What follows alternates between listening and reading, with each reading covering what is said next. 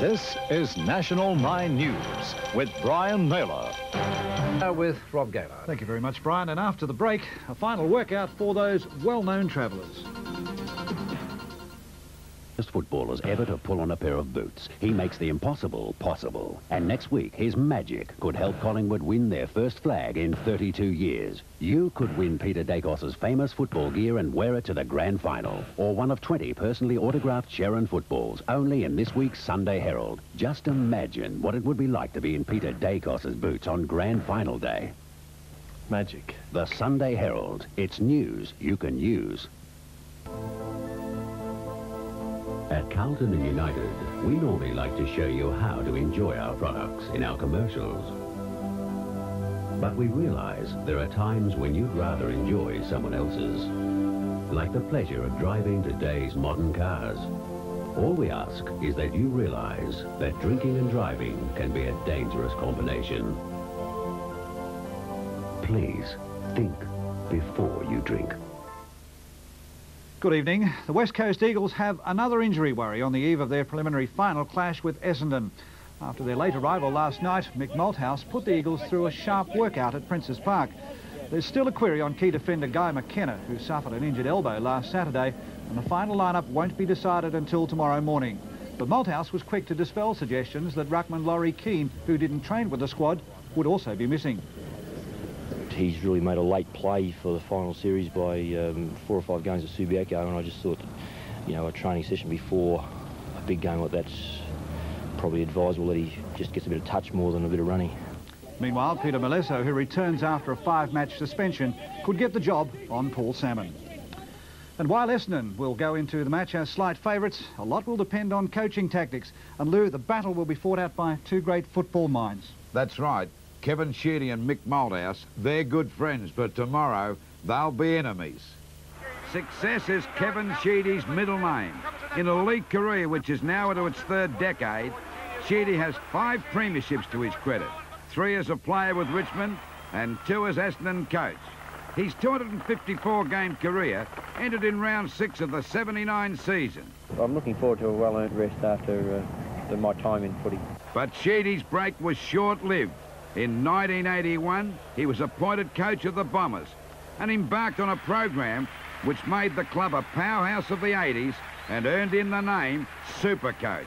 When I look back on what I thought I knew in 1981 and what I know now, it's a miles difference, you know.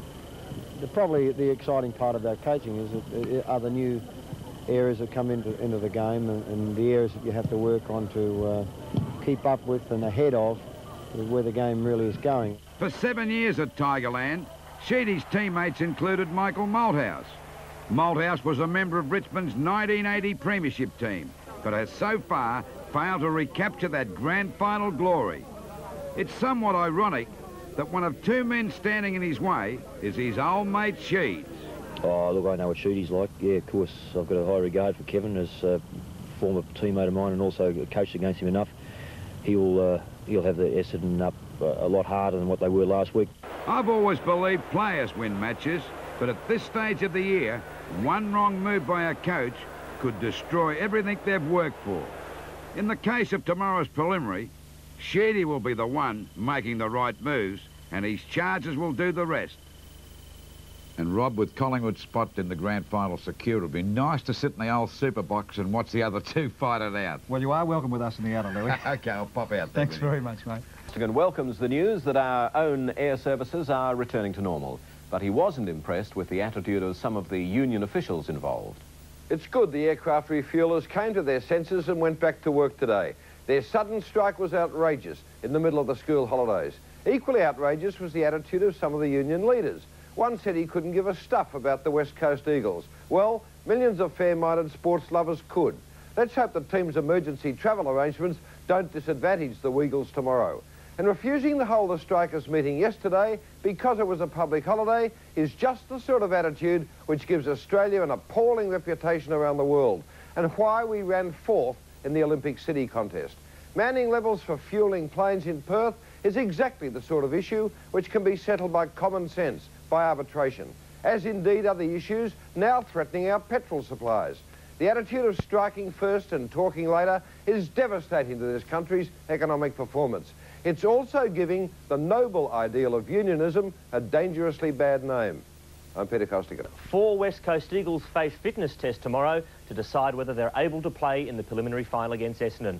And what vital test they will be, with the winner tomorrow challenging Collingwood for the 1990 Premiership. Eddie Maguire has been doing the rounds. Ed, it's been a nightmare week for those Eagles.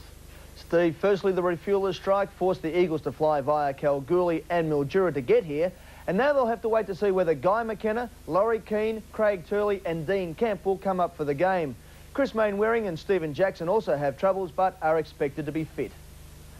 Malthouse was put through an agonising bumping and tackling test as a player before the 1982 grand final by Richmond coach Francis Burke would not do the same to Guy McKenna, who has a chipped bone in his elbow. No, that's, I suppose each coach is to his own. I think that, you know, Blues, he's not far off, and I'm pretty confident he'll come up. Malthouse coach Footscray into the 1985 preliminary final, only to see Hawthorn win by 10 points with an inspired display by Lee Matthews in the last quarter. He hopes for better luck tomorrow. I don't want to be going through the same gut-wrenching that took place at Footscray in 1985, because we all suffered badly from that.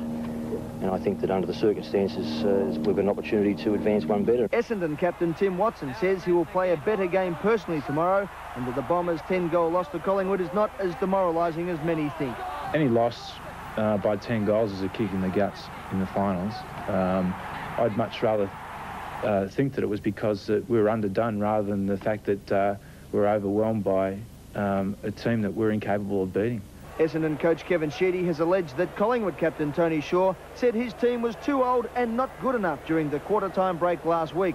Collingwood say their captain told Sheedy his players looked tired. Either way, it's a typical Sheedy tactic to bring it up. Watson didn't hear it, but he says it wouldn't be out of place for Shorey. He has the ability to be running and talking at the same time. I'd much rather stop talking when I'm running so I can conserve some energy, but he doesn't seem to have to do that.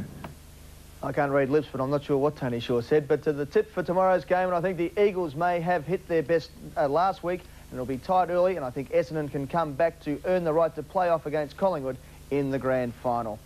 Speaking of grand finals, it's the VFA's big day of the year this Sunday when Springvale takes on Williamstown in the grand final at Princes Park. The Vales will be shooting at their second flag in 4 years, while Seagulls captain coach Barry Round is hoping to notch up just his second premiership victory during one of the game's longest and most distinguished careers. While Williamstown has had great success in reaching the grand final, having been in 5 of the last 6, including this year, the Seagulls have managed to take off the flag only once in 1986. In contrast, Springvale has a perfect record. 1 grand final against Port Melbourne in 87 for 1 victory. The Vales haven't played since beating Preston in the second semi-final almost 3 weeks ago, placing them in a similar position to the one Essendon faced last week. Is there a danger the same thing might happen to you?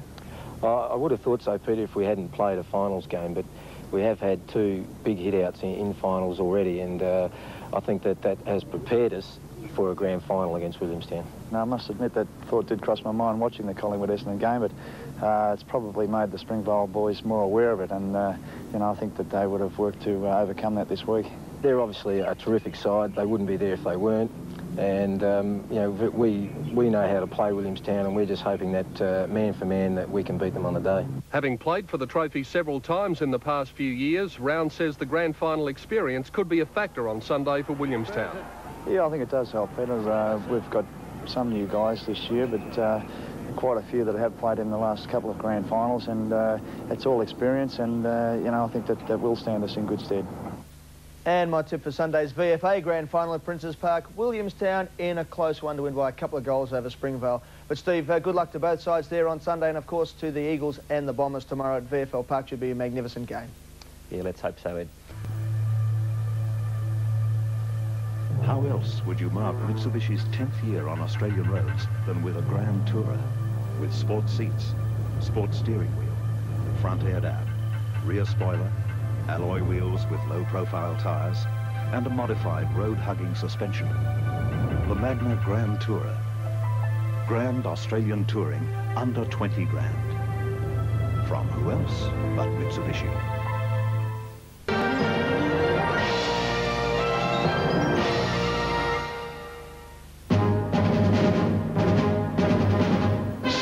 Nightly News with Peter Mitchell.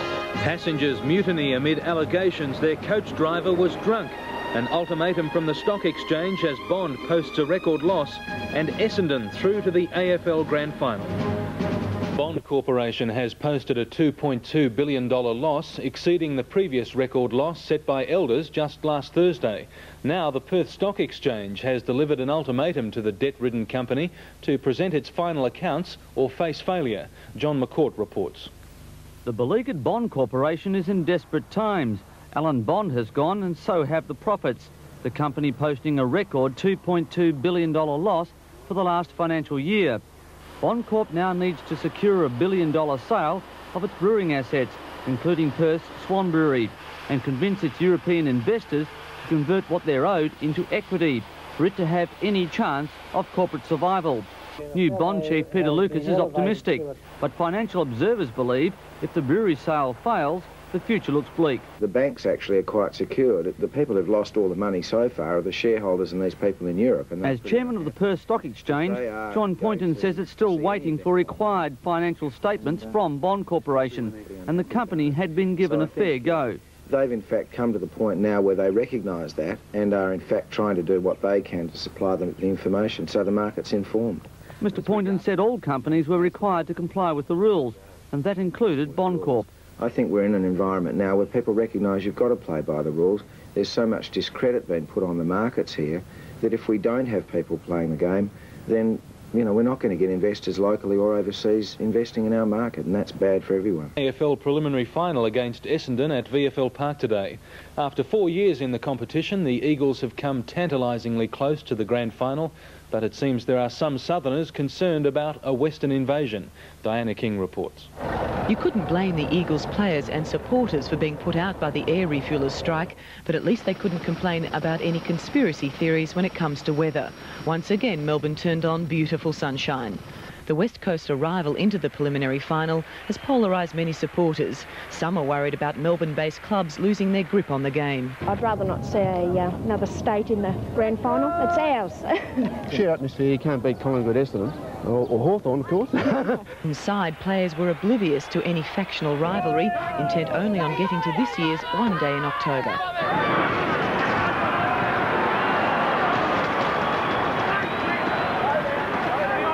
As the final series draws to a close, the number of Eagles supporters have dropped off, with only a few die-hard supporters left.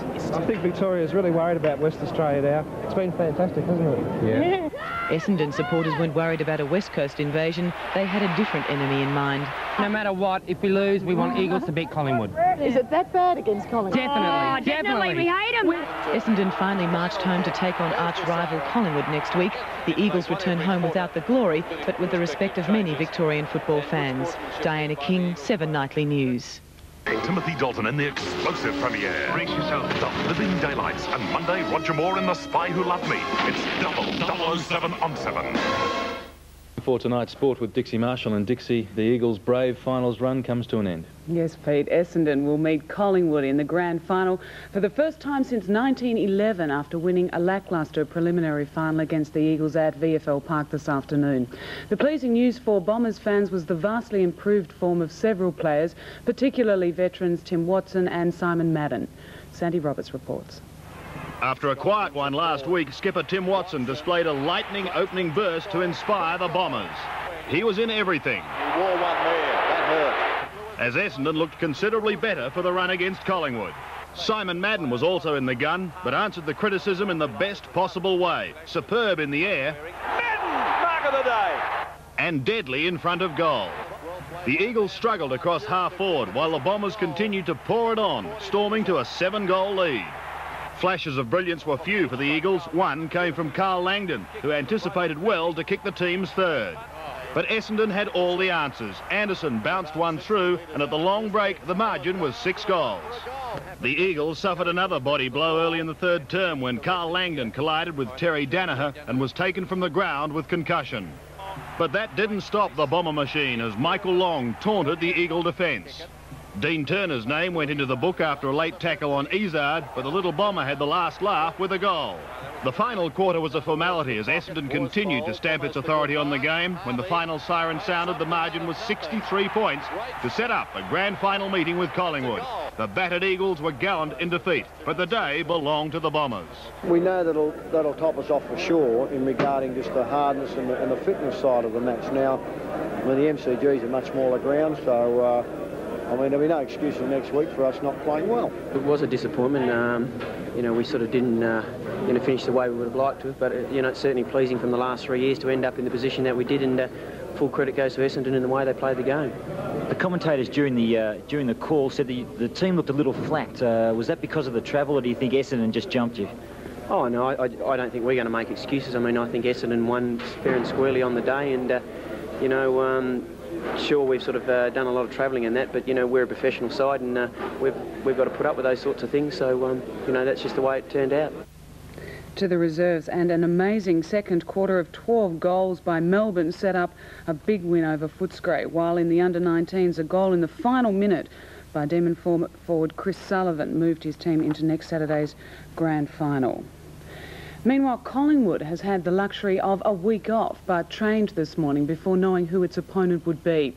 Drew Morfitt reports on the team with the dream run into the grand final. The Pies went through a good hit-out for 90 minutes this morning, but 3 only ran laps. Alan Richardson would have to be lucky to recover from his shoulder injury, and James Manson regularly battles an injured groin, but has played every game. Michael Christian damaged his groin on Thursday, but should be right. Coach Lee Matthews has experienced the long wait many times, but it's new for his players. I've been through this week.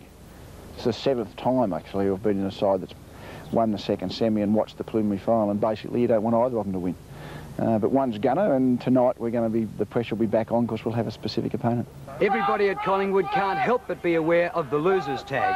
Since their last premiership in 1958, Collingwood have lost 7 grand finals.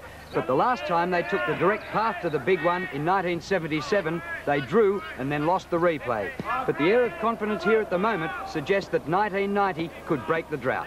The Pies had a good look at their opponents and have a week to prepare for Essendon. Drew Morfitt, 7 Nightly News. These products may contain materials that come from this, household rubbish. And that's the reality of recycling, making resources go further. And with this bag available from most local councils, recycling can be as easy as putting out the garbage. Glass containers of any kind, aluminium cans and plastic bottles like these go into your recycling bag to be picked up on garbage collection day. It's as easy as this to help save the world. Call your local council soon to get your recycling bag. You can make a difference.